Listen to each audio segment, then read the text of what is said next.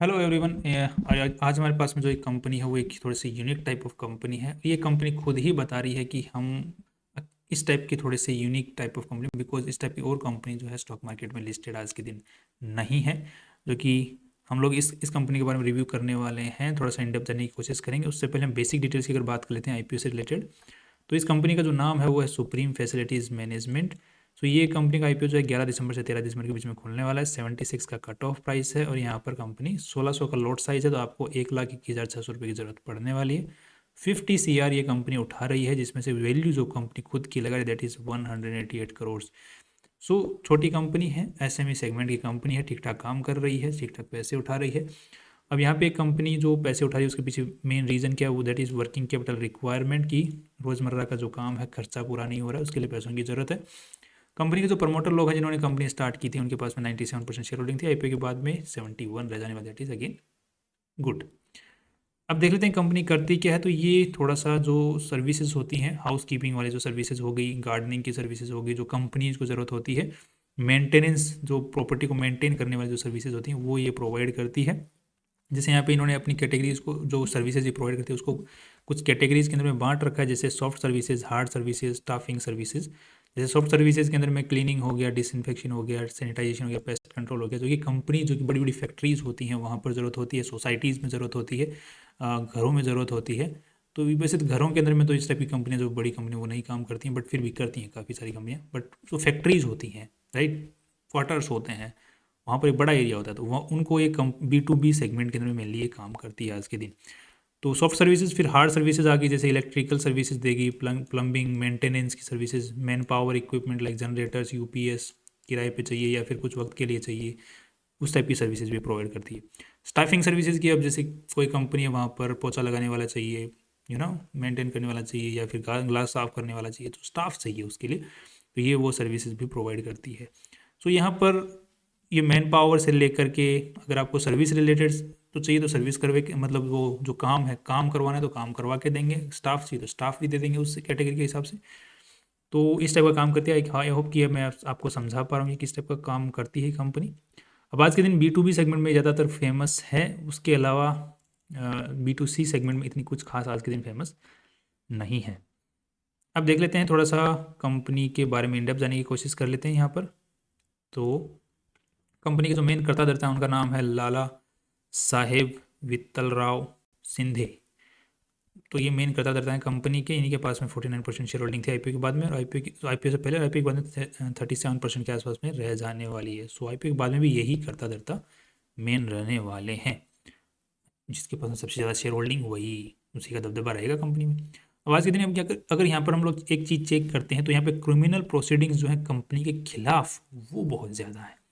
अब ये जो क्रिमिनल प्रोसीडिंग, जिसको अगर आप भी अगर चाहें तो पढ़ सकते हैं आरएसपी के अंदर जाके, लिटिगेशन वाले सेगमेंट के अंदर में। तो बेसिकली अगर जो बात ये है, जो एक तो इंश्योरेंस से रिलेटेड सेगमेंट है कि रैश ड्राइविंग की वजह से किसी बंदे रोड के ऊपर में, जैसे ड्राइविंग की सर्विसेज ये इन्होंने बंदा प्रोवाइड किया कंपनी ने ड्राइविंग के लिए, ड्राइवर। अब उसने रैश ड्राइविंग की, किसी का एक्सीडेंट हो गया तो कुछ हो गया, जान चली गई, तो उन्होंने क्या किया, कंपनी के खिलाफ कंप्लेंट कर दी, क्योंकि जो बंदा तो एम्प्लॉय था ना, ड्राइवर जो था वो तो कंपनी का, तो इसके खिलाफ, कंपनी के खिलाफ में केस चल रहा है।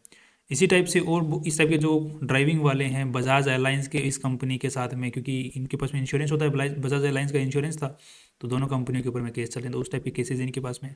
दूसरे केसेज हैं स्टाफिंग से रिलेटेड, कि स्टाफ वालों ने लेबर लॉ कोर्ट के अंदर में कंप्लेंट कर दी कि हमको निकाल दिया नो काम से। सो इस टाइप के जो काम है, जो केसेस हैं, इनके ऊपर में हो रखे हैं मेनली ज़्यादातर, जिसको अगर आप रीड करना चाहें तो रीड कर सकते हैं, बिकॉज जिस टाइप का इस सेगमेंट में काम करती है इस टाइप के जो केसेस होना लाजमी सा ही लगता है। नेक्स्ट आप देख लेते हैं, तो इसमें पूरा जो पैसा इन्वॉल्व है दैट इज़ अराउंड 1,09,00,000। ये अमाउंट ऊपर नीचे हो सकता है, because these are criminal cases. So किस तरीके से ये टर्न आउट होती हैं चीज़ें, वो डिपेंड करता है कोर्ट की रूलिंग्स के ऊपर में। नेक्स्ट अब देख लेते हैं कि कंपनी के ऊपर में कोई कंटिजेंट लाइबिलिटी कितनी है। तो यहाँ पे 4 करोड़ रुपए की कंटिजेंट लाइबिलिटी निकल के आ रही है।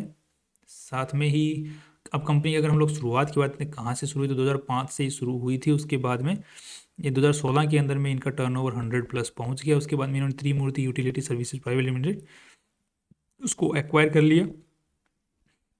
IFM सर्विसेज इन्होंने प्रोवाइड करना चालू कर दिया, मैन पावर सप्लाई से बिजनेस में भी काम करना चालू कर दिया। तो ये कुछ इन्होंने माइलस्टोन्स टच करते हुए ये आज के दिन 2024 के अंदर में यहाँ खड़े हुए हैं IPO लेके आने के लिए। अब यहाँ पर अगर आज के दिन देखते हैं इनकी 3 सब्सिडीरीज इनके पास में, जिसका एक का नाम है त्रिमूर्ति यूटिलिटीज, दूसरी है एवर्ड्यू इंजीनियरिंग प्राइवेट लिमिटेड और थर्ड है alpha mobility solutions private limited. दो इनके पास में एक जॉइंट वेंचर क्या होता है, दो कंपनी आपस में मिलकर काम करती हैं। तो यहाँ पर एक ये है LV Shinde group joint venture. इस जॉइंट वेंचर के थ्रू ये जो क्या बोलते हैं, इंडियन रेलवे को वो लॉन्ड्री सर्विसेज प्रोवाइड करते हैं इस जॉइंट वेंचर वाली कंपनी के थ्रू। यहाँ पे purple crest services private limited ये भी कंपनी है जो कि इसकी एसोसिएट कंपनी है। अब थोड़ा सा हम लोग ये मेन इसके मैनेजिंग डायरेक्टर हैं, जो मैं चर्चा की थी, करता धरता यही है, 51 ईयर्स के हैं। इन्होंने ही ये कंपनी का पूरा भार संभाला हुआ है मेनली। अब अगर हम लोग इस कंपनी की प्रॉपर्टीज़ की बात करते हैं कि इसके पास में क्या क्या है प्रॉपर्टीज़ वाइज, अगर देखा जाए तो इनके ऑफिसेज वगैरह होंगे कहीं ना कहीं। तो इनका जो रजिस्टर्ड ऑफिस है जो कि महाराष्ट्र के अंदर में है वो तो इनके द्वारा ओन्ड है। बाकी जितने भी इनकी ब्रांचेज हैं, ऑफिसेज जो अलग अलग जगह के ऊपर में हैं, वो सारे ही लीज पर हैं। Now that's a very good decision by them, because इनका काम ही इसी टाइप का ही है। और काफ़ी सारे ऑफिसेज हैं इनके, कोई एक दो ऑफिसेज नहीं हैं, लगभग 10-12 ऑफिसेज हैं इनके, बट सारे लीज पर हैं ना। अगर 2000 अब इनका अगर हम लोग ये जो पर्टिकुलर लोगो ये इस्तेमाल करते हैं कंपनी का, LV शिंदे ग्रुप, सिंस ये वाला जो पर्टिकुलर लोगो ये रजिस्टर्ड है आज के दिन under the class of 35 and 37। अब इनके पास में जो क्लाइंट्स हैं, टॉप 5 क्लाइंट्स हैं, इनका लगभग कितना 38% रेवेन्यू आज के दिन 2023-24 के अंदर में 46% रेवेन्यू वहाँ से है। और टॉप 10 कस्टमर से 68% रेवेन्यू है। दैट मीन्स कि इनके पास में डाइवर्सिफाइड पोर्टफोलियो आज के दिन है, काफ़ी ठीक ठाक क्लाइंट्स इनके पास में हैं।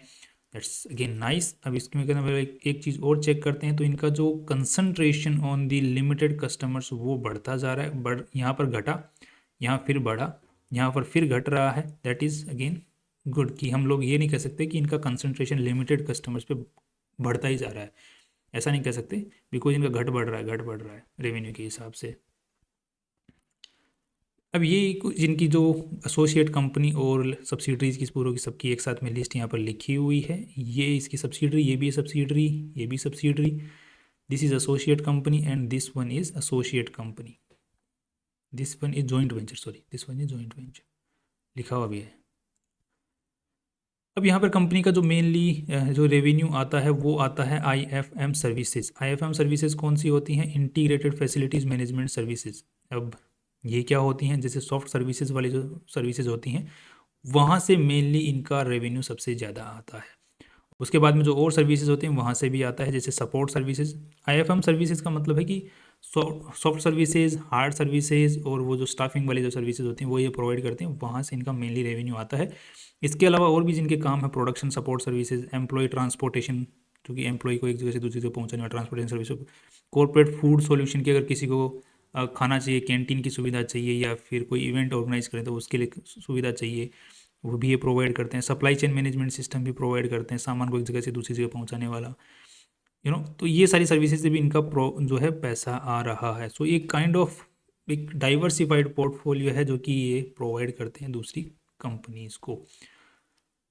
तो मेनली जो इनका रेवेन्यू है IFM सर्विसेज, यही इनका जो सबसे बेस्ट सेगमेंट है, इसी में शुरुआत से काम करते आ रहे हैं। यहाँ पे थोड़ा सा हिकअप देखने को मिल रहा है, बट कुछ खास यहाँ पर हिकअप है नहीं। अब ओवरऑल हम लोग थोड़ा सा कंपनी की RSP के अंदर में बैलेंस शीट को भी समझने की कोशिश कर लेते हैं, कितना पैसा इसमें लगा हुआ। That is around 203 crore rupees, जिसमें से कितना पैसा इन्वेस्टर्स का पैसा है, तो लगभग 40 करोड़ रुपीज़ जो है इन्वेस्टर्स का, बाकी सारा पैसा उधारी का लगा हुआ है। Now that's a very negative thing, because उधारी बहुत ज़्यादा इस कंपनी के ऊपर में है।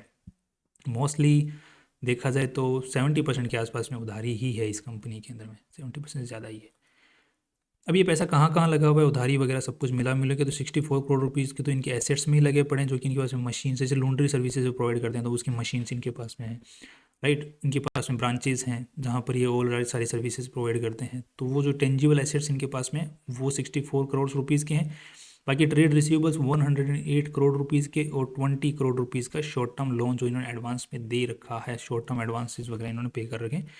सो ओवरऑल देखा जाए तो 203 करोड़ की इनकी बैलेंस शीट है, जो कि काइंड ऑफ थोड़ी सी रिस्की नज़र आ रही है, बट जिस टाइप का इनका काम है उस हिसाब से ये बैलेंस शीट ठीक लग रही है, बिकॉज काम ही इसी टाइप का है। अब थोड़ा सा हम लोग, क्योंकि ट्रेड रिसीवेबल जो सेगमेंट है वो कंसिस्टेंट बना हुआ है, तो यहाँ पर कुछ रिस्क यहाँ पर एसोसिएटेड दिख नहीं रहा है। बट ट्रेड रिसीवेबल्स क्या है, इंक्रीजिंग ऑर्डर के अंदर में है, that is a kind of negative. But इनका जो रेवेन्यू है वो भी वक्त के साथ में बढ़ता ही जा रहा है, राइट। तो क्या है कि ट्रेड रिसीवेबल्स जो हो रहे हैं वो पुराने वाले मिल रहे हैं बट नए बन जा रहे हैं, पुराने वाले मिल रहे हैं फिर और बढ़ जा रहे हैं। तो ये एक साइकिल बनती हुई इनके यहाँ पे दिख रही है। ये इसको अगर थोड़ा मेंटेन कर पाए तो ज़्यादा बेटर ऑप्शन रहेगा, बेटर चीज़ रहेगी कंपनी की फंक्शनैलिटी। इसलिए तो वर्किंग कैपिटल रिक्वायरमेंट को पड़ी है, क्योंकि वो चीज़ साइकिल थोड़ी सी बिगड़ी हुई है ट्रेड रिसीवेबल वाली। अब नेक्स्ट थोड़ा सा हम लोग अगर बैलेंस शीट पीएनएल स्टेटमेंट पे ध्यान देते हैं तो इनका पीएनएल प्रॉफिट्स हैं जो बढ़ते जा रहे हैं। इस साल अगर प्रोजेक्शन वाइज देखें तो 3 महीने के अंदर इन्होंने 100 करोड़ रुपए कमा लिए, सॉरी रेवेन्यू जनरेट कर लिया, और यहाँ पर नेट प्रॉफिट निकाल लिया 2.5 करोड़ रुपए। तो इस हिसाब से ये 9 से 10 करोड़ रुपए नेट प्रॉफिट निकाल लेंगे इस साल। और कंपनी ने खुद की वैल्यू लगाई 180 करोड़ की। उस हिसाब से कंपनी का जो पी रेशियो निकल के आता है that is around of 10। Forward P जो निकल के आता है that is very good P, right. और जिस हिसाब से इनका इंक्रीजिंग ऑर्डर में है, तो पिछले साल था 7 और इस साल जो है अगर 10 हो जाएगा तो लगभग यहाँ पे इंक्रीज देख लो 33% का इंक्रीज़ है। उसके पिछले साल के मुकाबले यहाँ पे 50% का इंक्रीज़ है, that is very good, right. 30% का इंक्रीज अगर CAGR से बढ़ता है फ्यूचर के अंदर में और 10 के PE पे चला जाता है तो फिर 5 का PE, that is very good, earnings is very good. अब थोड़ा सा हम कैश फ्लो के ऊपर में नज़र डाल लेते हैं। तो कैश फ्लो की थोड़ी सी यहाँ पर फिलहाल के तौर पे लगी पड़ी है, because of this trade receivable segment and short term loan and advances. इनकी वजह से इनकी ट्रेड रिसीवेबल्स की ज़्यादातर थोड़ी सी ज़्यादा ही लगी पड़ी है। ये वाला ट्रेड रिसीवेबल सेगमेंट है 2 करोड़। यहाँ पर पिछले साल कैश फ्लो इतनी भी कुछ खास नहीं है बट ठीक ठाक है। इसको अगर ये थोड़ा सा ट्रेड रिसीवेबल्स को अगर थोड़ा सा मैनेज कर ले फिर कोई दिक्कत इनके नज़र ज़्यादा नहीं आती है। सो कंपनी ठीक लग रही है, ऑपरेशन भी ठीक लग रहा है, जेन्युइन लग रही है, कुछ लूटने वाली यहाँ पे चीज़ दिख नहीं रही है। पुरानी कंपनी है, चलते आ रही है, टाई अप्स इनके अच्छे खासे, everything seems fine to me. अब फ्यूचर के अंदर में किस तरीके से यहाँ पे लगाने चाहिए, तो अगर हम लोग शॉर्ट टर्म की बात करते हैं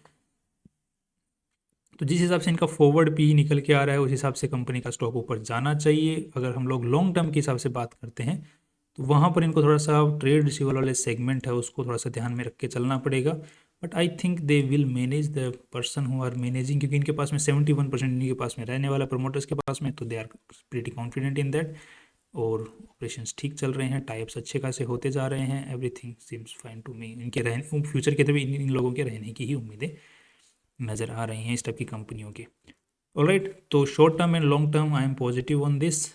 what do you think about this? अपने फाइनेंशियल एडवाइजर से पूछ के और रिसर्च करके do let us know in the comment section. Finally see you tomorrow.